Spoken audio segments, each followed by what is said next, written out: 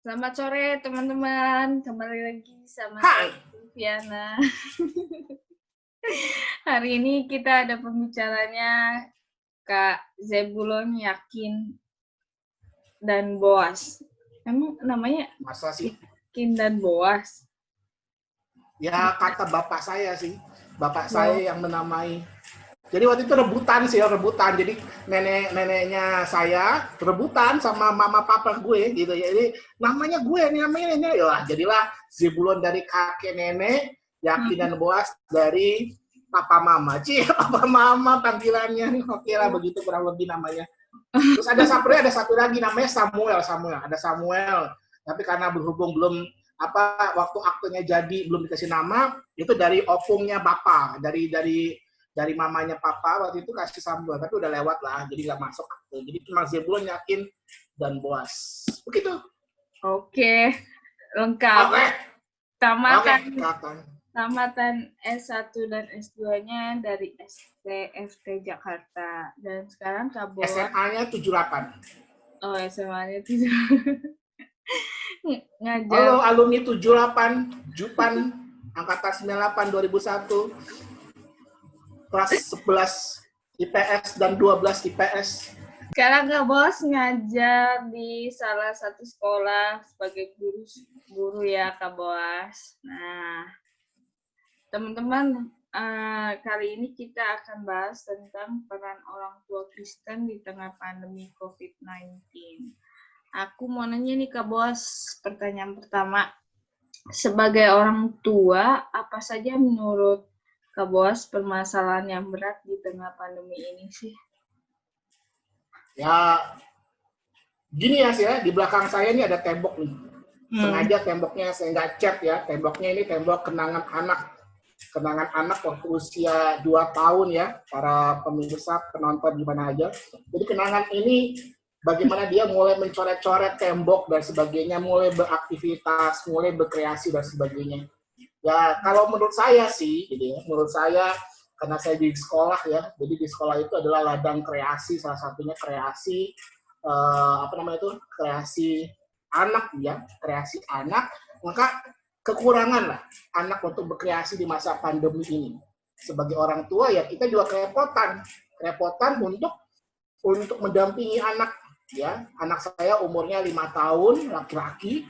Nah, kalian tahu lah umur 5 tahun laki-laki itu kayak apa. Ya kita kerepotan lah untuk menemani dia, mendampingi dia dalam berkreasinya. Terus lagi banyaklah masalah-masalah tentang orang tua. Saya sebagai orang tua juga bermasalah juga. Kita misalnya nggak ada waktu me time, nggak ada waktu jogging. Mungkin beberapa di grup orang tua ya, di grup anak-anak saya, di grup anak saya di TK itu beberapa yang komennya nggak ada me time untuk orang tua. Jadi orang tua dari pagi udah nyapu, udah nyetrika, udah ngapain dan sebagainya. Yang dulunya cuma ngantar anak sekolah terus 2 jam meninggalkan, 3 jam meninggalkan, sekarang harus juga mendampingi anaknya pembelajaran jarak jauh atau online learning ini atau pembelajaran jarak jauh. Belum lagi masalah ekonomi ya, kita tahu ekonomi gara-gara pandemi ini banyak kekurangan ekonomi gitu, padahal kebutuhan tetap saja dan sebagainya. Banyak hal-hal yang menjadi tantangan problematika di tengah-tengah pandemi ini.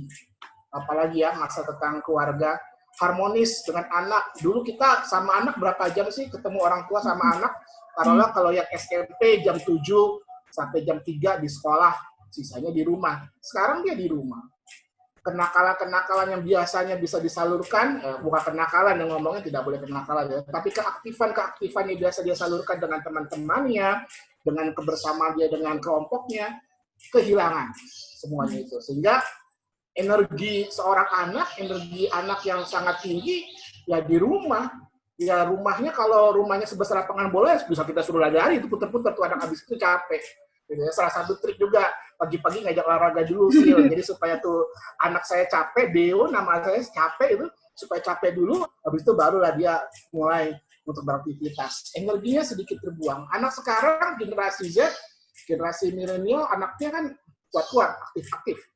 Nah, kalau kita orang tua nggak bisa mendampingi keaktifan anak ini ya itu yang menjadi masalah. Terus stres orang tuanya, yang punya darah tinggi siap-siap makan labu kecil-kecil atau atau ketimun Bapak Ibu para pemirsa, atau rajin-rajinlah kita minum air putih supaya tekanan darah kita merendah gitu ya, supaya supaya tekanan darah kita lancar. Sebenarnya air putih berguna sekali untuk dalam masa pandemi ini. Jangan lupa gitu, salah satu triknya ketika mengalami permasalahan dengan tensi, dengan marah-marah, minum segelas air putih untuk adem hati kita, tenang. Ya, berat gitu aja banget sih, Sil. berarti ya Kak Bos ya. Jadi orang tua. Sebagai orang tua kita ya berat sih enggak ya dikatakan, karena ya kita kan orang tua ya. Anak itu lahir dari kita, dan kita sudah dikasih anak itu blessed daripada Tuhan. Kalau kita ngomong berat, ya nggak boleh lah kita ngomong berat, itu our responsibility. Ingat Ulangan pasal 6 ayat berapa? 5 kan mengatakan itu kan tanggung jawab kita, pendidik itu tanggung jawab kita, meskipun kita menyekolahkan kita di sekolah formal gitu. Tapi sekarang dengan melihat ini, kita kembali ke masa lampau lah, masanya orang-orang yang zaman dulu, bagaimana anak itu dididik oleh orang tuanya sendiri. Kalau sekarang orang tua berkata, aduh anaknya saya kok saya harus didik dan sebagainya. Ya dari zaman dulu ya sudah dikatakan orang tua tugasnya juga mendidik. Sekolah formal hanya menjadi sebuah rekan kita mendidik, atau sahabat kita, atau partner kita untuk mendidik anak. Nah kalau sekarang kita punya kesempatan untuk mendidik anak, ada positif dan negatifnya. Gitu ya, lebih dekat kepada anak, kita bisa tahu masalah anak, kalau bisa menggalinya. Ini juga nanti ada masa juga. Ternyata kita dekat sama anak di satu rumah, tapi kita nggak tahu masalahnya anaknya itu apa, karena kita nggak bisa menggali masalahnya. Di anak TK juga seperti itu. Jadi nggak hanya anak SMA doang, anak TK kemarin ketika anak saya di Zoom-nya dengan gurunya, dia nggak mau ngomong, kemudian gurunya menganggap anak saya tidak kompeten, tidak bisa gitu. Ternyata ketika saya gali-gali kenapa dia nggak mau ngomong gitu ya, jawabannya sederhana, ngantuk. Karena dia belajarnya jam 11:30, moodnya sudah rusak duluan dari pagi sampai 11:30, menunggu jamnya masuk, jam 11:30 sampai jam 12:30 dia belajar, moodnya udah rusak gitu. Ternyata kan bukan karena nggak kompeten gitu ya, karena mungkin letih, karena mungkin faktor yang lain. Seperti itu sih, Sil. Ya, banyak sih.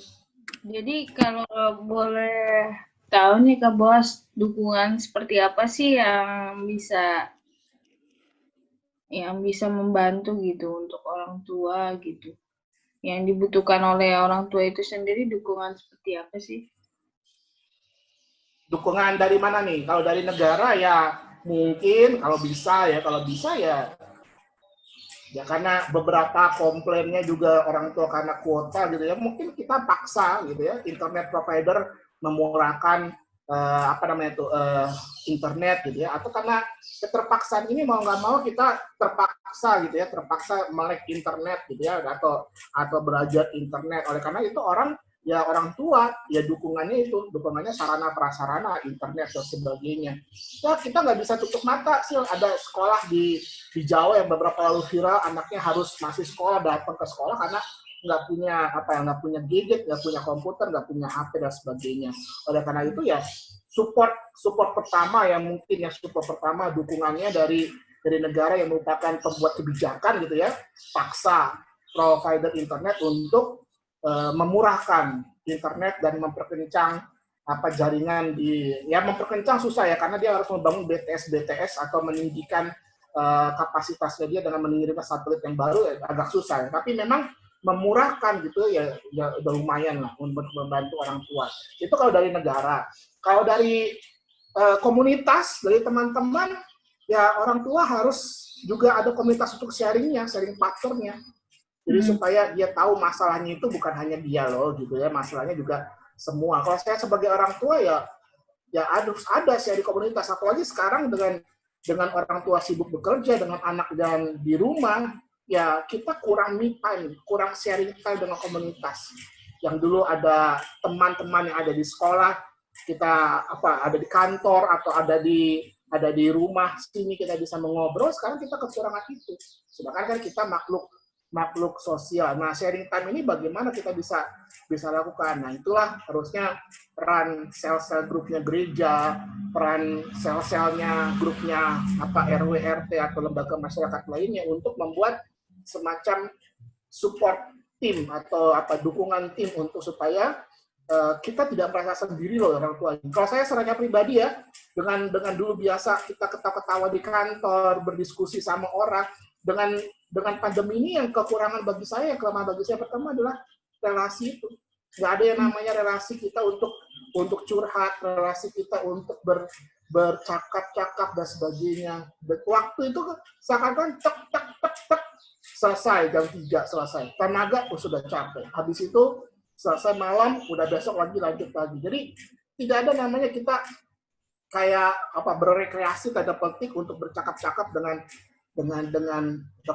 rekan-rekan kita separtner itu. Itu yang mungkin bisa didapat itu dari dukungan dari masyarakat dan dukungan dari negara yang bagi orang tua gitu.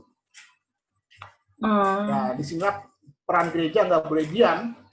Gereja dengan COVID ini bukan hanya memfokuskan bagi ibadah online doang untuk hari Minggunya dan syuting, tapi bagaimana gereja menyupport juga, yaitu sel-sel grupnya gereja harus bergerak. Menurut saya sih ya mau nggak mau ya, kalau di ini di wilayah namanya ya kelompok wilayah gitu ya atau apalah gitu ya, ada satu grupnya itu yang harus mensupport gitu ya, mendatangi, menguatkan dan sebagainya. Ya itulah kalau di tengah-tengah masyarakat kita. Gitu sih, Sil. Kalau dukungan sesama orang tua perlu ya, maksudnya kayak ayah dan ibu harus saling bekerja sama gitu ya, Kak Bos. Ya, tentunya perannya udah harus bersama-sama sekarang ya. Tidak ada lagi yang namanya posisi ayah adalah bekerja, posisi ibu adalah rumah tangga, nggak bisa. Kita kan semuanya dengan gender ini, dengan berperan ini ya semuanya harus bisa dikerjakan. Saya punya istri saya bekerja gitu ya. Istri saya yang sekarang yang masuk work from office, saya work from home. Jadi mau nggak mau ya rumah, cucian, cuci piring, ya kita membantu. Bagaimana kita bekerja juga di rumah, tapi juga kita bisa mengerjakan pekerja rumah tangga yang mungkin tidak biasa kita kerjakan. Kalau kita di kantor dua-duanya kan nyampe rumah sore ya, jadi dari pagi sampai sore kan kosong itu rumah. Tapi kan sekarang dengan ada anak yang nyuapin dan sebagainya, apalagi kami nggak ada babysitter, nggak ada mbak atau nggak ada yang menemani saudara dan sebagainya, ya otomatis ya mungkin yang dikatakan pekerjaan perempuan ya saya juga mengerjakan, anak saya mandiin dan sebagainya. Ya suami istri harus pengertian gitu. Apalagi yang suaminya dan istrinya dua-duanya bekerja. Tapi juga nggak menutup mata bahwa ketika istrinya bekerja di rumah, suaminya juga ibunya hanya ibu rumah tangga dan suaminya bekerja, dan suaminya sekarang lepas tanggung jawab dari pekerja rumah tangga juga harus membantu. Misalnya ya dengan sederhana ya istrinya tetap memegang pekerja rumah tangga, suaminya bisa membantu menemani anaknya belajar. Belajar itu kan nggak harus nggak harus formal matematika. Saya tuh paling nggak seneng belajar itu formalitas aja gitu. Tapi ya bisa belajar ya belajar sepeda, belajar main bola. Kalau anak cewek ya susah mungkin ya sih kalau ayah menemani anak cewek, tapi bisa juga ya belajar sepeda gitu ya, menemani dia untuk jalan-jalan kampung, jalan-jalan wilayah dan sebagainya. Terus menemani lihat ikan, memperkenalkan ini ikan apa kalau hobi ikan, atau ya yang kecil-kecil gitu aja. Misalnya bapaknya hobinya burung misalnya, ya ajak anaknya untuk bermain. Nah itu belajar dan bermain, dan dia bisa mengenal, oh ini burung lovebird, oh ini burung perkutut. Oh, kalau saya hobinya ikan ya anak saya ajak ke tukang ikan.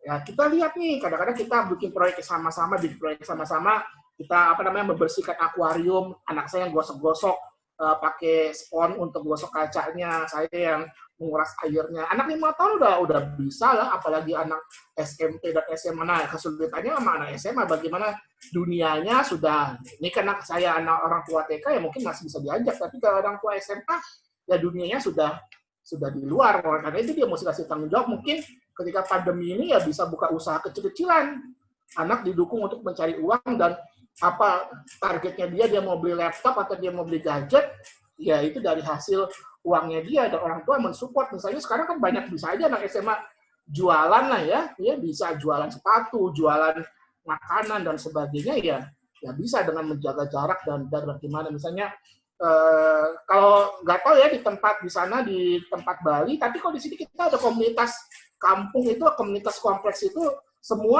hampir semua punya kayak dagangan. Ada yang dagang sayur mentah, ada yang dagang sayur matang dan sebagainya. Dan itu membantu sekali untuk membuat bukan hanya kesibukan ya, tapi membuat pemasukan tambahan uangnya seperti itu untuk di tengah pandemi ini.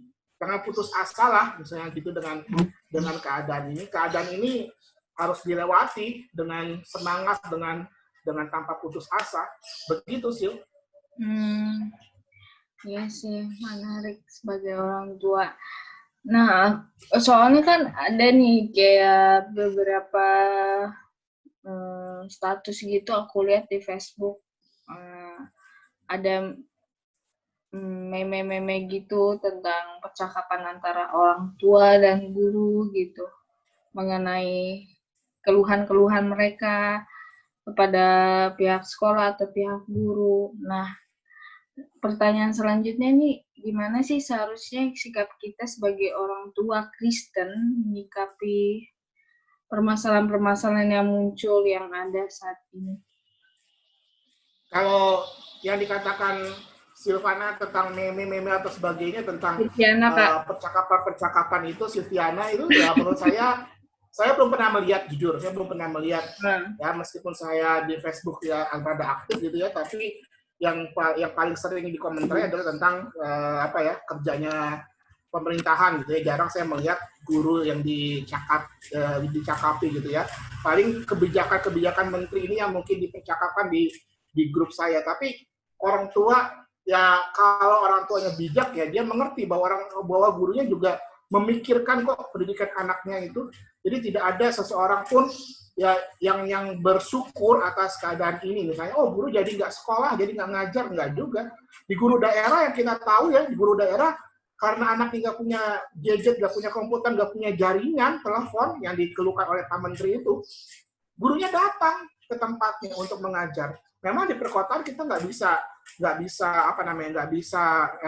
seperti itu, kita masih bisa ada jaringan, tapi kan kita juga memikirkan bagaimana kita harus memikirkan bahan ajar untuk besok hari yang padat, yang tepat buat anak. Sebelum ngajar -1 ya udah disiapkan dulu, dikirimkan dulu bahannya. Kalau saya sih kepada guru anak saya, karena sebelum sekolah minggu lalu ya, sebelum mulai tahun ajaran baru, dia sudah didapatkan toolkit-nya, dapat pembelajaran toolkit-nya. Dan bagi saya itu gurunya sudah berpikir bahwa dia nggak mau ngelepasin anak saya sebagai anak didiknya belajar sendiri.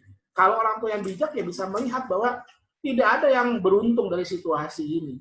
Yang situasi ini nggak ada yang beruntung, baik pengusaha, baik pemerintah, baik guru, baik sekolah, nggak ada yang mau akan pandemi ini. Oleh karena itu kita juga semua harus melihatnya secara bijaksana. Guru juga melihat guru melihat orang tua juga sebagai partner dengan bijaksana. Nggak mungkin guru dengan keadaan sekarang bisa menjadi pendidik utama di tengah-tengah keluarga. Oleh karena itu ya di sebuah sekolah ya di Jawa Tengah, gurunya door to door gitu ya, karena memang mungkin pandemi tidak separah di DKI Jakarta gitu ya, atau di Jawa Barat. Door to door untuk melihat anaknya secara langsung, anak didiknya secara langsung, dan bertatap muka setengah jam, dan dia muter gitu. Dia berkeliling itu di sebuah kota di Kebumen di Jawa Tengah yang saya tahu, dan konsep itu memang dipikirkan oleh sekolah, oleh guru. Dan itu konsepnya macam-macam lah. Ada yang video callan dengan anaknya, ada yang bertatap muka, ada yang WA conference dan sebagainya dengan anak muridnya. Guru tapi pastinya tidak mau melepaskan anak muridnya aja. Ya kalau seorang guru yang benar, tidak mungkin ada guru yang berpikir, wah saya beruntung nih nggak ke sekolah. Nggak ada, kami sedih kok. Karena kami biasa ketemu dengan anak, rata-rata orang yang bercita-cita jadi guru atau profesi jadi guru, mereka orangnya yang ekstrovert, orang-orang yang senang berteman, orang yang senang berbicara. Ketika sekarang keadaannya close begini, ya lockdown atau PSBB atau pembatasan ini, ya kami tersiksa.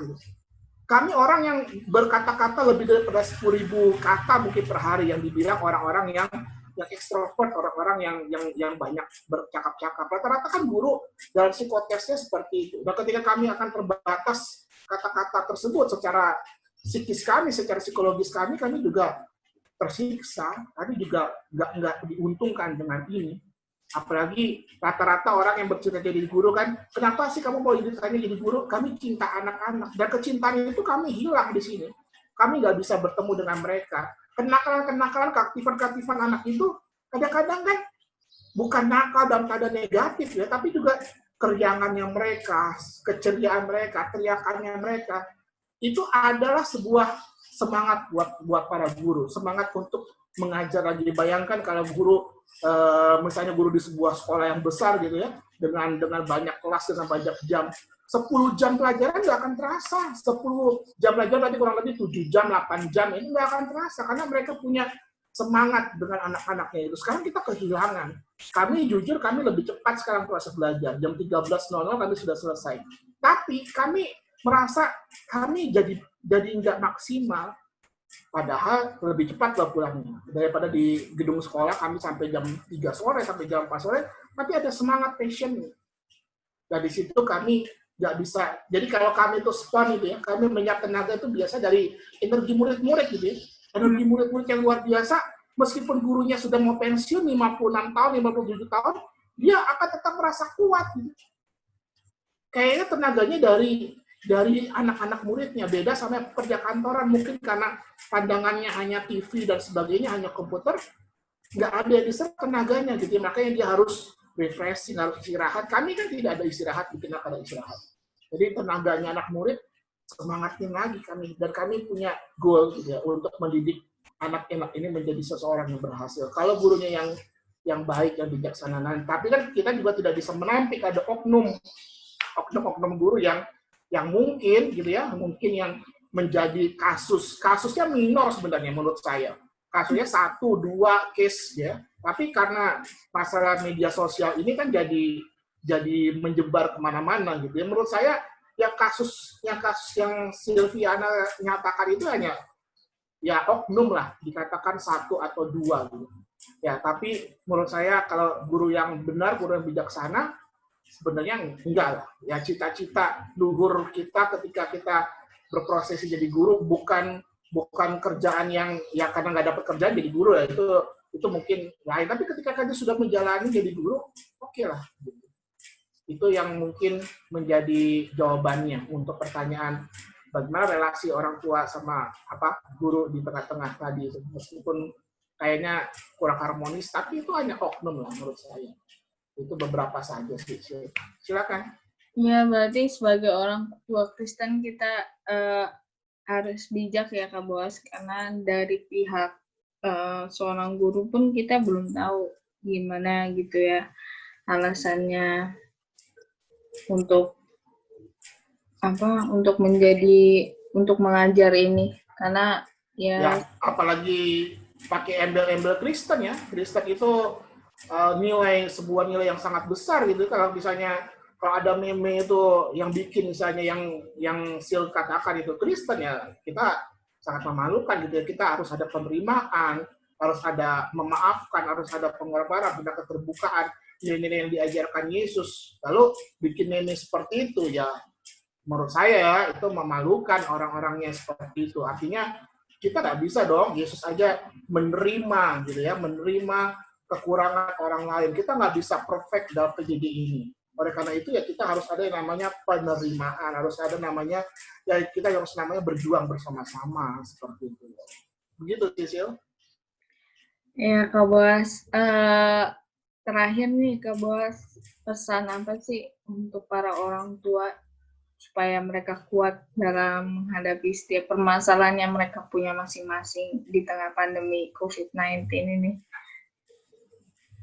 Ya, ketika tadi di Facebook saya bilang beberapa komen orang tua memang memutuskan untuk ayo cepat-cepat yuk kita sekolahkan anak kita gitu ya, cepat supaya ayo Pak Menteri buka dong Pak Menteri sekolah-sekolah supaya anak kita bisa ke sekolah gitu ya. Tapi menurut saya itu juga kurang bijaksana ya. Jadi sebelum vaksin kita ditemukan ya, vaksin itu kurang lebih katanya pemerintah bulan Februari, Desember tercepat gitu ya.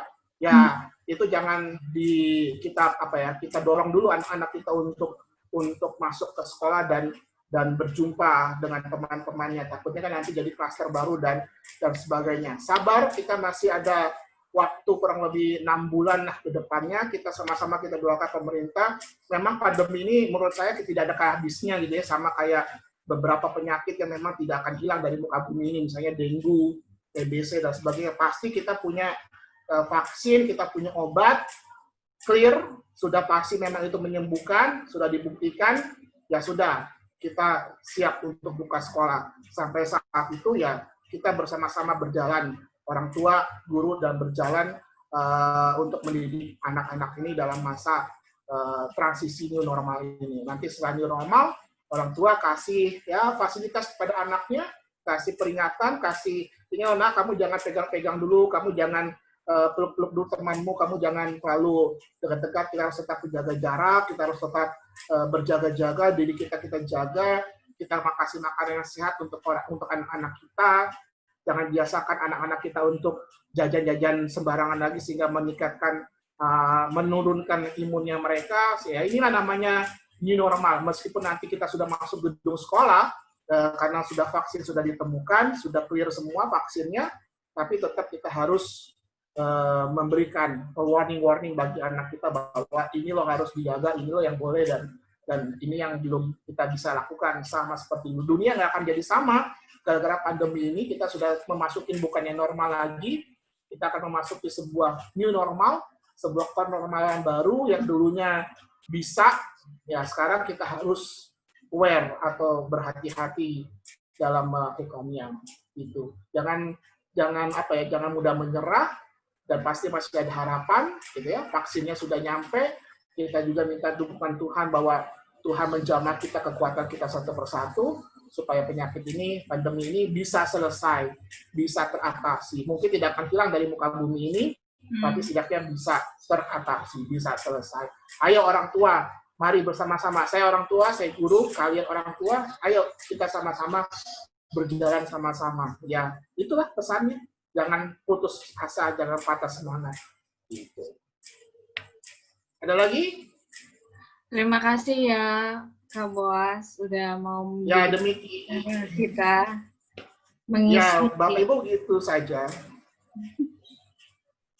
Ya, begitu saja Bapak Ibu. Ada lagi yang perlu disampaikan?